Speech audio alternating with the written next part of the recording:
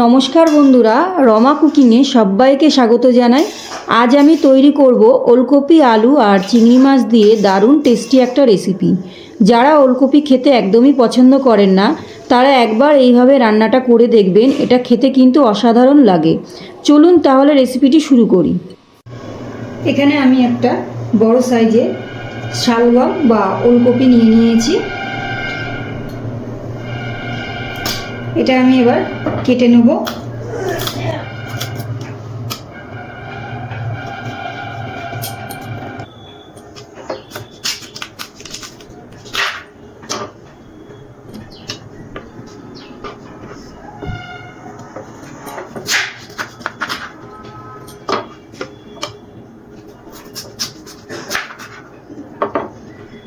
এবার আমি এটার এই সবুজ খোসাটা ছাড়িয়ে নেব।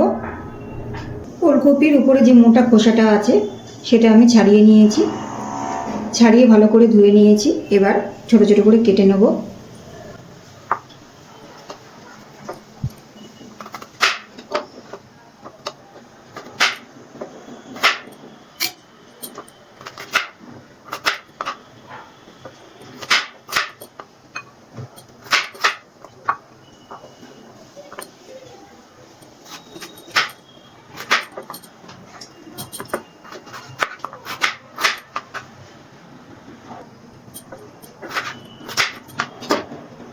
পুরো ওলকপিটা এরকম ছোট ছোট করে কেটে নিয়েছি।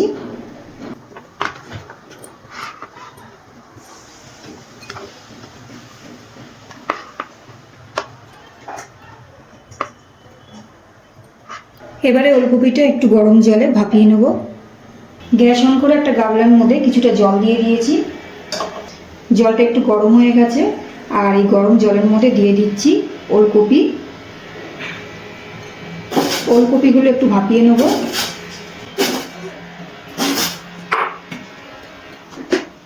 আর দিয়ে দিচ্ছি লবণ।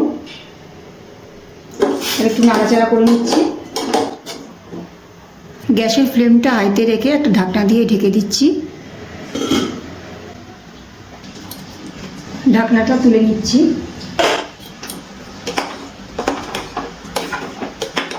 ওলকপিগুলো একটু ভাপিয়ে নিয়েছি, এবার জল থেকে তুলে নেব।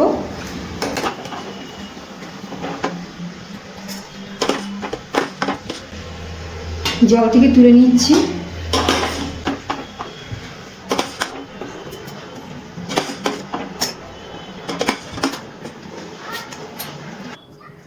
ওলকপি রান্না করার জন্য এখানে আমি গ্যাস অন করে একটা কড়াই বসিয়ে দিয়েছি।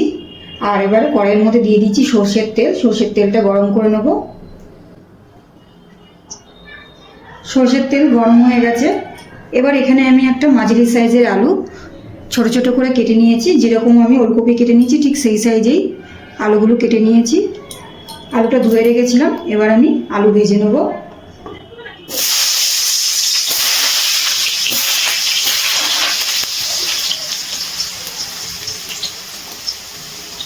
আলুর মধ্যে একটু নুন আর হলুদ দিয়ে দিচ্ছি। এবার আলুটা নুন হলুদ দিয়ে ভালো করে ভেজে নেব। গ্যাসের ফ্লেমটা হাইতে দিয়ে আলুটা লাল লাল করে ভেজে নিচ্ছি।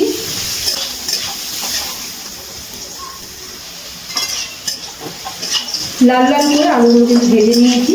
এবার আলুগুলো তেল থেকে তুলে নিচ্ছি।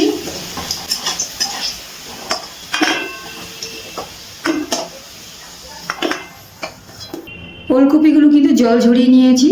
এবার আমি এই তেলের মধ্যে ভেজে নেব।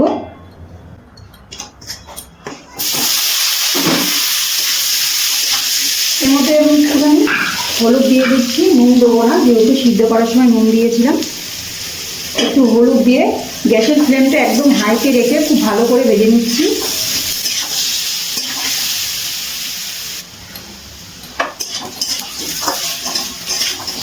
গ্যাসের ফ্লেমটা হাইতে রেখে ওলকপিগুলো লাল লাল করে ভেজে নিয়েছি। এবার তেল থেকে তুলে নিচ্ছি।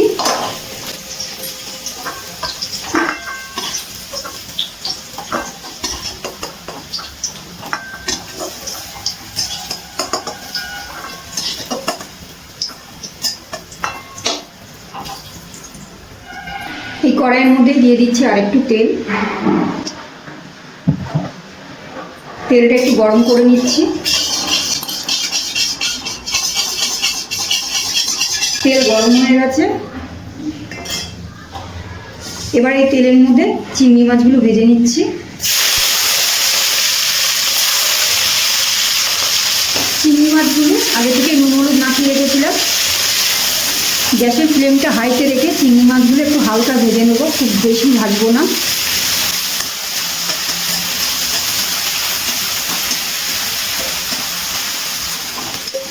চিংড়ি মাছগুলো ভাজা হয়ে গেছে, এবার তেল থেকে তুলে নিচ্ছি।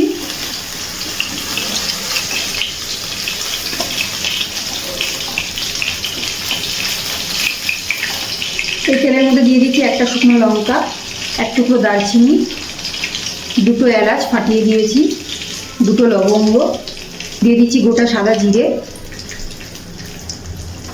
এবার ফোড়নটা কিছুক্ষণ তেলে নাড়াচাড়া করে নিচ্ছি।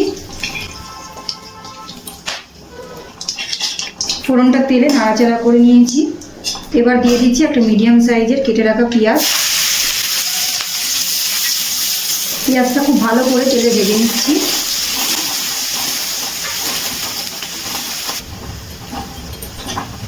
পেঁয়াজ তেলে খুব ভালো করে ভেজে নিয়েছি। এবার দিয়ে দিচ্ছি একটা ছোট টমেটো, একটু নুন দিয়ে দিচ্ছি যাতে টমেটোটা তাড়াতাড়ি গলে যায়।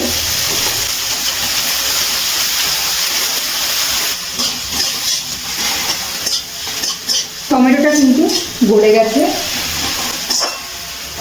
এবার আমি দিয়ে দিচ্ছি আদা রসুন আর কাঁচা লঙ্কা বাটা। এবার একটু নাড়াচাড়া করে নিচ্ছি আদা আর রসুন।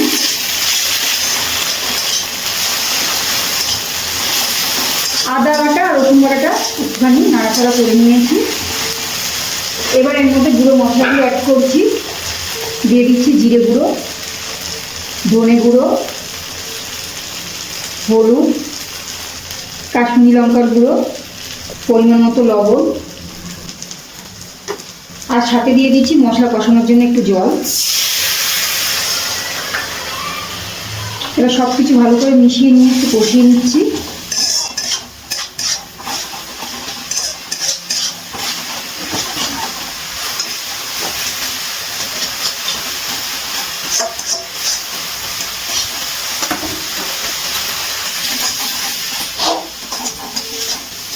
মশলাটা কিন্তু খুব ভালোভাবে কষিয়ে নিয়েছি।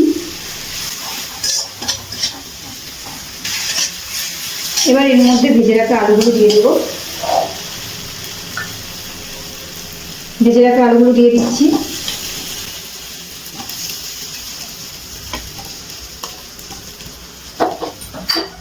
আর দিয়ে দিচ্ছি এক মুঠো মটরশুঁটি।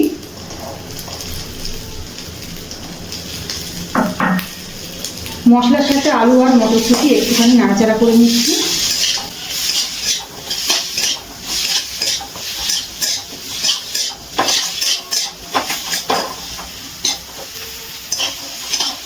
আলু আর মটরশুঁটি মশলার সাথে একটু নাড়াচাড়া করে নিয়েছি। এবার দিয়ে দিচ্ছি ভেজে রাখা চিংড়ি মাছ। একটুখানি মিশিয়ে নিচ্ছি চিংড়ি মাছ। সবার শেষে এবার দিয়ে দিচ্ছি ভেজে রাখা শালগম বা ওলকপি।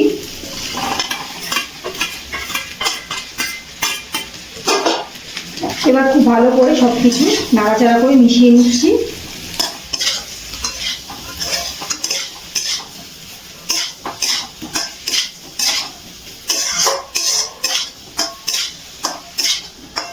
খুব ভালো করে সব কিছু মিশিয়ে নিয়েছি। এবার এর মধ্যে দিয়ে দেবো জল। জল দিয়ে দিচ্ছি।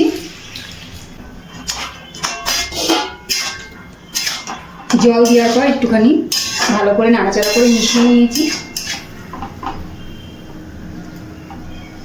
খুব বেশি জল আমি দিইনি, আলুটা যাতে সিদ্ধ হয়ে যায় সেইটুকুনি জল দিয়েছি।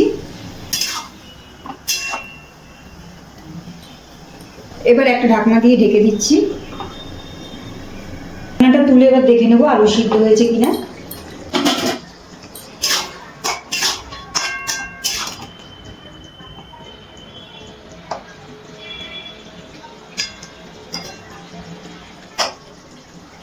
আলু কিন্তু খুব ভালোভাবে সিদ্ধ হয়ে গেছে।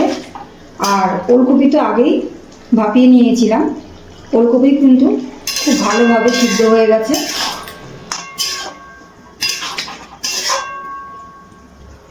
রান্নাটা কিন্তু আমাদের একদম তৈরি হয়ে গেছে।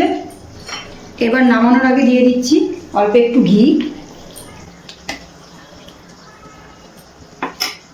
আর দিয়ে দিচ্ছি গরম মশলা। দারচিনিটা আমি ভালো করে একটু জল দিয়ে শিলনোড়ায় বেটে নিয়েছি, সেটাই দিয়ে দিচ্ছি।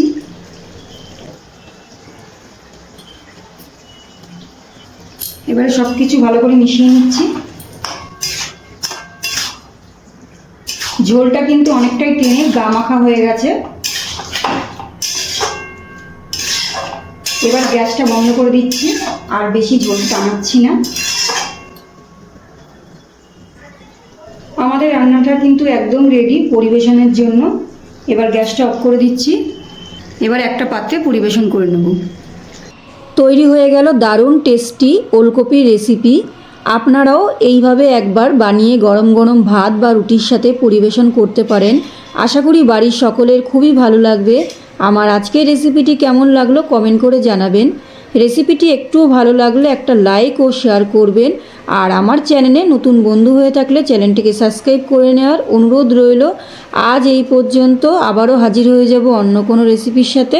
সবাই ভালো থাকবেন, সুস্থ থাকবেন, ধন্যবাদ।